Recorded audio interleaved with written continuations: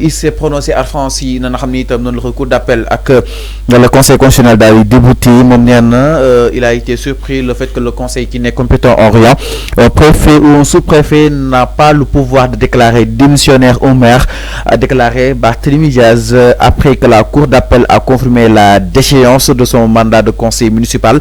Le bras droit de Khalifa Sall de dire qu'il ne compte plus alimenter la polémique sur son exclusion à la mairie maanaam nee na enfin bàyyi na polémique bi nga xam ni itam mi ngi doon am ci mairie bi ginnaaw ba li nga xam ne que moo di cour d'appel daal di koy débouté parce que nee na daal jàpp na ni un préfet ou un sous-préfet n'a pas le pouvoir de déclarer démissionnaire au maire.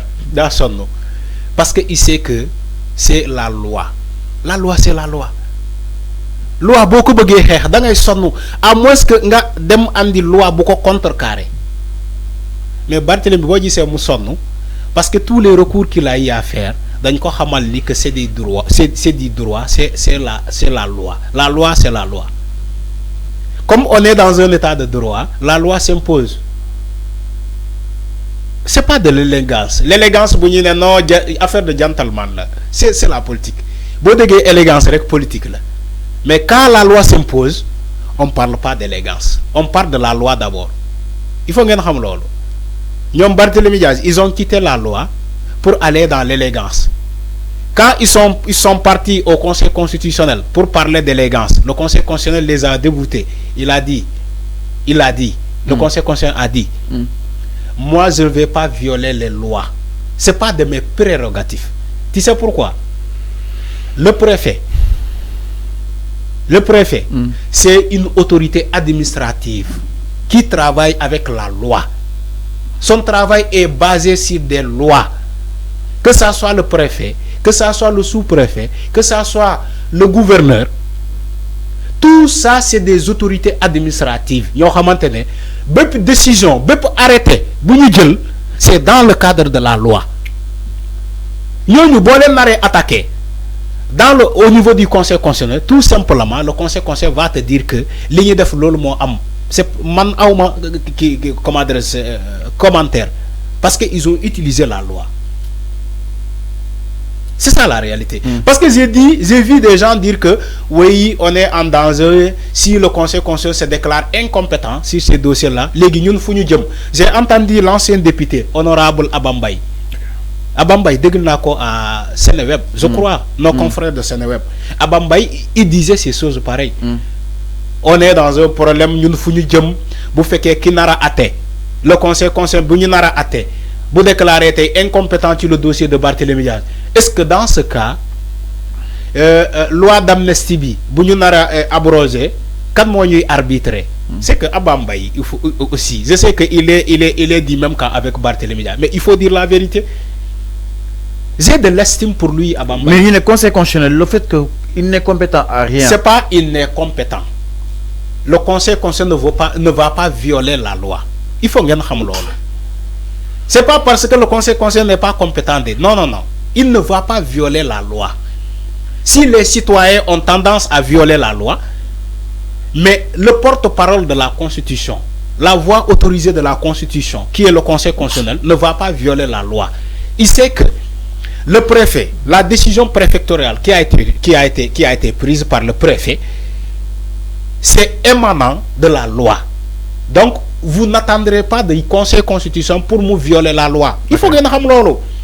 Ce qui s'est passé à l'Assemblée nationale relève du cadre de la loi et du règlement intérieur de l'Assemblée nationale.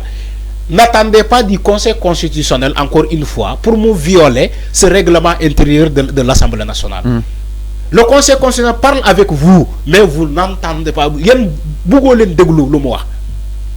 Vous n'écoutez pas ce que le conseil constitutionnel est en train de dire aux Sénégalais.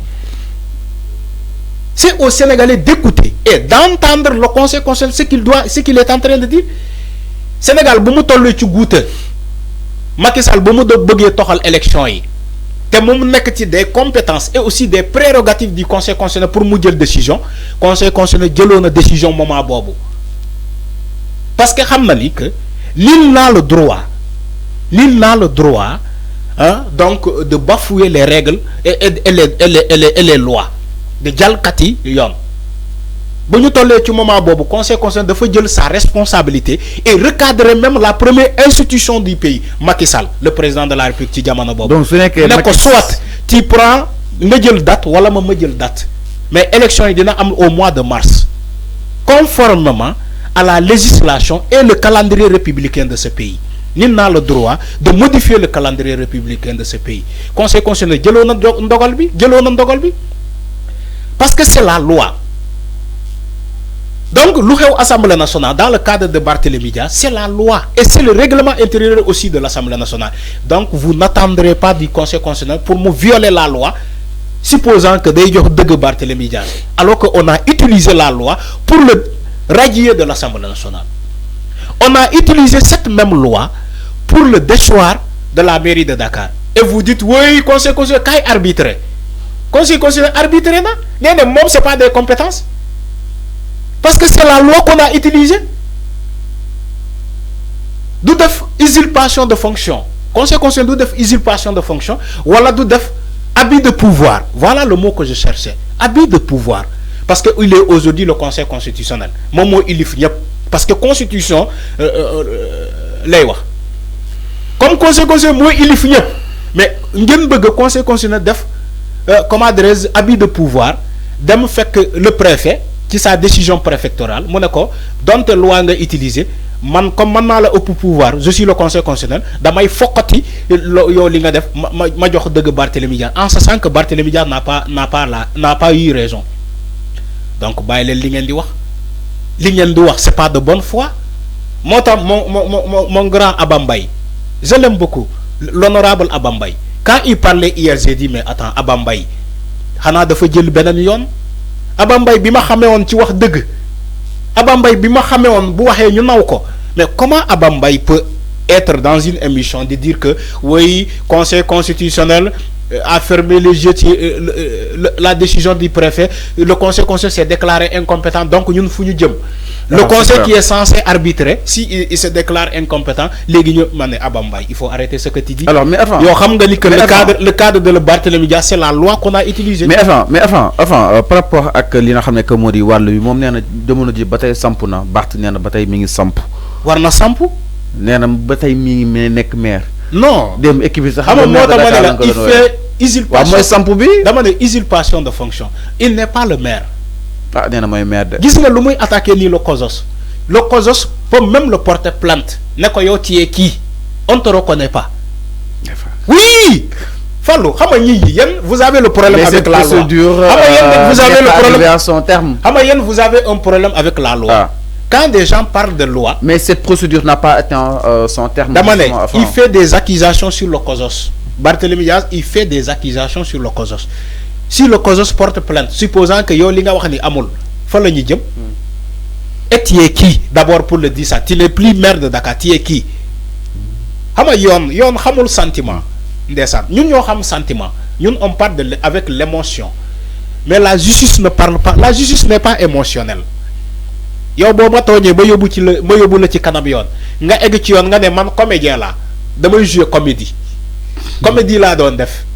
Par exemple nga né man comédien la dam ko doon togn comédie parce que comédie la doon def. Yoon daf may laaj est-ce que ki dang koy bal parce que néna comédie lay def ou bien da ngay deugal sa plainte. Su fekkee man mënuma la bal damay ne man damay deugal sama plainte parce que man anduma même bu dé comédie man d'accord ma ci lu mu wax ñu top la ci kanam yoon bo gisé ma jox la exemple comédie parce que Barthélémy Dias il fait de la comédie. OK. Exactement. Il fait de la comédie. Mais man dama sampo man may maire de Dakar ba légui ci sa xel ngay foyé sa xel xama il a tendance à dire les gens da ngeen di foyé sen xel mom tay dafa nek di foyé xelam Barthélémy Dias sampna.